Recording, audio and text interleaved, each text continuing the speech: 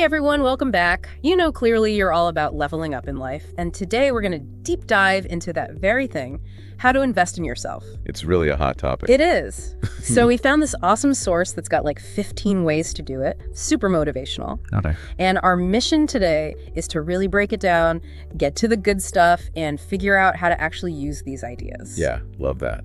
It's kind of like getting a cheat sheet for self-improvement, right? Totally. So this source, it doesn't just throw tips at you, it's like a framework, a way to think about growth in this like holistic way. Awesome. So they start with foundational investments, and I think that's a really good way to put it, right? Like the base of any solid self-improvement plan. First up, prioritize lifelong learning. Ooh, that's a good one. Yeah. What do you think about that? Well, it's so interesting because it's not about like going back to school necessarily, getting another degree. It's about shifting your mindset. Okay, so like always be learning. Yeah. Embrace the idea that learning happens like all the time throughout our lives. So instead of just like mindlessly scrolling, it's about seeking out knowledge skills that we actually care about and help us reach our goals. Exactly. And I bet you already do this without even realizing it. How so? Think about it. You listen to podcasts, right? You read articles. Maybe you have these deep conversations. Oh, yeah? Okay, true. That's lifelong learning.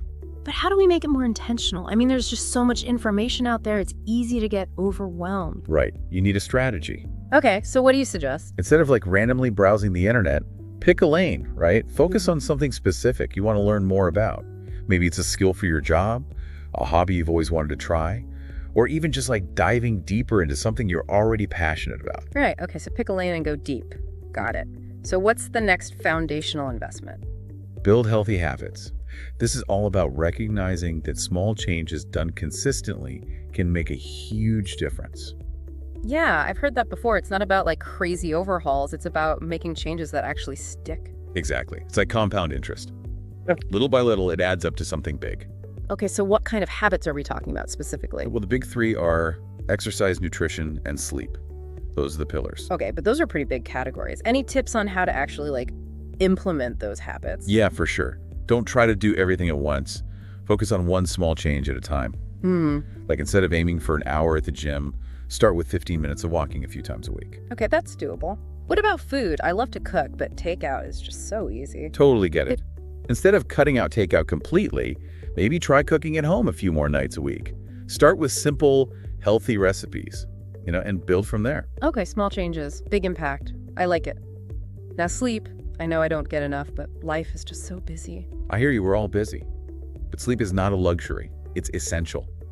Even 30 minutes more can make a huge difference. You're right. I'm going to make a conscious effort to prioritize sleep.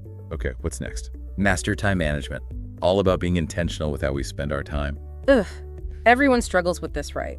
Never enough hours in the day. True, but it's not about doing more things. It's about doing the right things. Prioritizing setting boundaries, learning to say no. Easier said than done, though, right? Any tips on actually getting better at managing time? Totally. The source recommends using a planner, a to-do list. Maybe try time blocking, where you allocate certain chunks of time for different tasks. So it's about finding a system that works for you. Exactly. Experiment until you find what helps you stay focused and productive. I think a lot of people try to cram way too much into one day and then end up feeling totally overwhelmed. Yeah, that's a common trap. One thing that can help is starting your day by picking your top 3 priorities, the most important things that need to get done. So be realistic about what you can actually accomplish. Exactly. And it's okay to take breaks. Being productive doesn't mean working 24/7. Okay, so we've covered the foundational investments, lifelong learning, healthy habits, and time management. Like the building blocks of a solid self-improvement plan. Welcome back. You ready to level up even more? Definitely. Part 1 was all about building that foundation. Now I'm excited to see what's next. Okay, so this next section is called expanding your capacity. I like that. Yeah. And it really focuses on 3 key areas that can make a big difference in your personal and professional growth. Okay, I'm all ears. What's first? Develop emotional intelligence. Basically, the ability to understand and manage your own emotions and then recognize and kind of influence the emotions of others. EQ, right. It seems like everyone's talking about EQ these days, but honestly, I'm still not quite sure what it actually means or why it matters so much. Yeah, it's become a bit of a buzzword, but there's actually a lot of research behind it. Studies show that emotional intelligence is a big predictor of success in life, relationships at work, even just your overall well-being. So it's more than just being like nice to people. Oh yeah, way more. Yeah. It's a whole set of skills: self-awareness, self-regulation, empathy, social skills, and motivation. Whoa. Okay, break that down for me. What do those actually look like in real life? Sure. So self-awareness is all about knowing your own emotions, how they affect your thoughts and actions, knowing your strengths, weaknesses, what triggers you, and what your values are. Then you've got self-regulation, which is being able to manage those emotions, not letting them control you or make you do things you'll regret. Yeah, that would be helpful in so many situations. Right. And then there's empathy. That's being able to understand what others are feeling and putting yourself in their shoes. Empathy is huge, especially these days when it seems like everyone's so disconnected. Totally agree. And then you've got social skills, which is like communication, conflict resolution, teamwork, building relationships. So it's like all these different skills that help us deal with people and situations. Exactly. And the cool thing is, unlike IQ, which is kind of fixed, you can actually work on your emotional intelligence and improve it. Okay, that gives me hope. So how do we do that? Like, are there specific things we can do to get better at EQ? Tons of resources out there: books, articles, workshops, even apps. But one simple thing you can start doing is paying more attention to your emotions throughout the day. Just notice how you're feeling in different situations. What triggers you, how your emotions affect your behavior. So awareness is the first step. Exactly. And for empathy, try actively listening to people and asking questions to understand their perspective. Really try to see things from their point of view. And to improve your social skills, look for chances to practice communication, conflict resolution, teamwork. Okay, so put yourself out there. Yeah.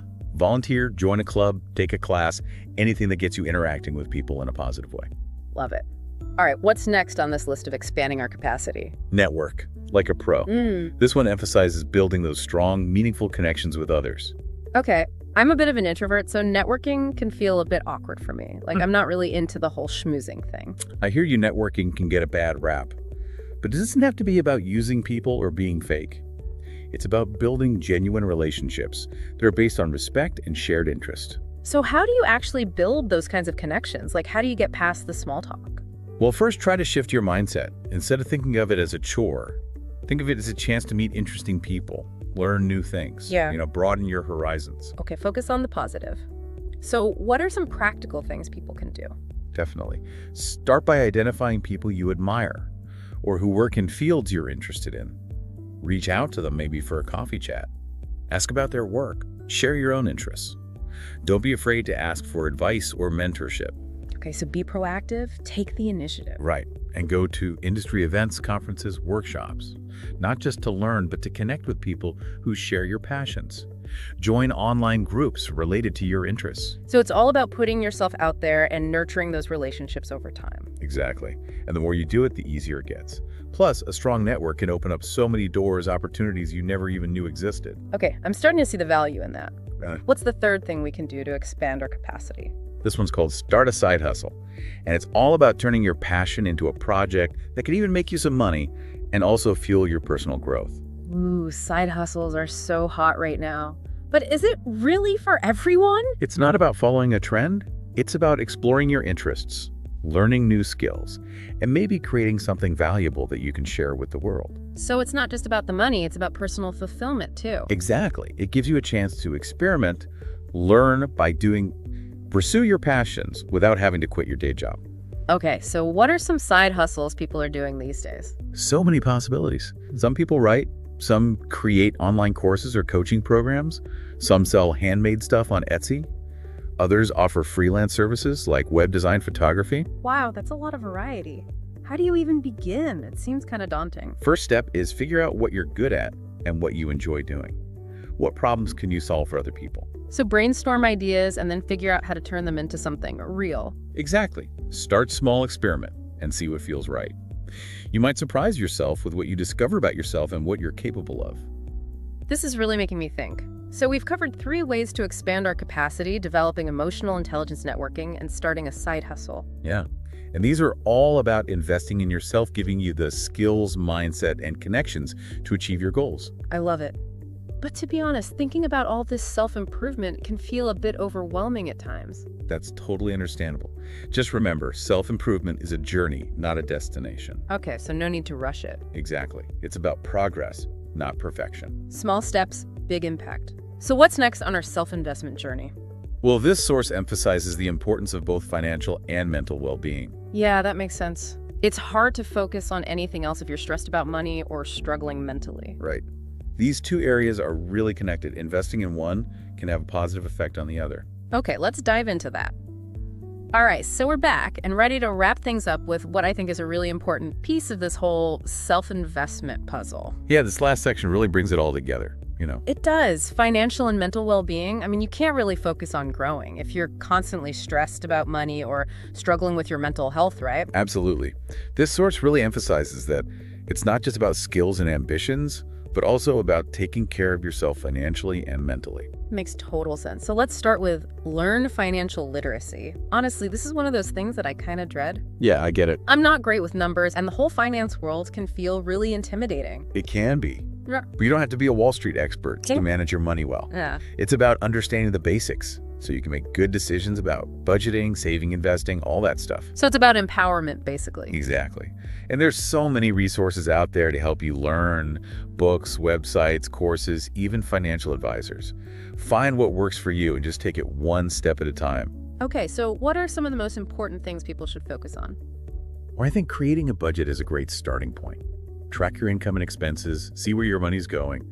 Then you can figure out where you can save and start setting financial goals. Yeah, like building an emergency fund or paying off debt, things I definitely need to work on. It's so easy to overspend, especially with online shopping and everything. It is. That's why it's so important to have a plan and be mindful of your spending. Even small changes can add up over time. Okay, I'm feeling motivated to get my finances in order. Now let's talk about mental well-being. This source talks about cultivate a growth mindset. What exactly does that mean? It's all about believing that your abilities and intelligence aren't fixed. You can actually develop them through effort, learning, and perseverance. So it's about seeing challenges as opportunities to grow. Exactly. People with a growth mindset embrace challenges. They don't give up easily, and they're always looking to learn new things. They see failure as feedback, not as a sign that they're not good enough. I can see how that would be super helpful in all areas of life. Totally. It can help you achieve your goals, build resilience, and feel more fulfilled. So is a growth mindset something you're born with, or can you actually develop it? The good news is it's not set in stone. You can definitely cultivate a growth mindset over time. That's awesome. How do we do that? Start by paying attention to your self-talk. Notice when you're putting yourself down, like, I'm not good at this, or I'll never be able to do that. Challenge those thoughts and replace them with more positive ones, like, I can learn this, or I'm going to keep practicing. So it's about being your own cheerleader, basically. Yeah, and it's about embracing challenges. Don't shy away from difficult situations. Step outside your comfort zone, try new things, and learn from your mistakes. Okay, I'm starting to see how powerful a growth mindset can be. It's like changing your whole perspective on things. Exactly. Wow, we've covered so much in this deep dive. It's like a complete guide to investing in yourself. It is. And the key takeaway for me is that self-investment isn't selfish. It's about taking care of yourself so you can live a better, more fulfilling life. I totally agree. And it's never too late to start. No matter where you are in your journey, there's always room for growth. Absolutely. Yeah. And you don't have to do everything at once. Start with one small thing that resonates with you and build from there. So as we wrap up, what's one thing you're personally taking away from this deep dive? For me, it's the reminder that self-investment is a lifelong journey. It's not about reaching some endpoint. It's about always learning, growing, and evolving, and embracing the whole process, the good and the bad, because that's where the real growth happens. Beautifully said. And for me, it's the power of a growth mindset, believing in yourself and approaching challenges with curiosity and resilience. And for you listening out there, what resonated with you? What's one small step you can take today to invest in yourself?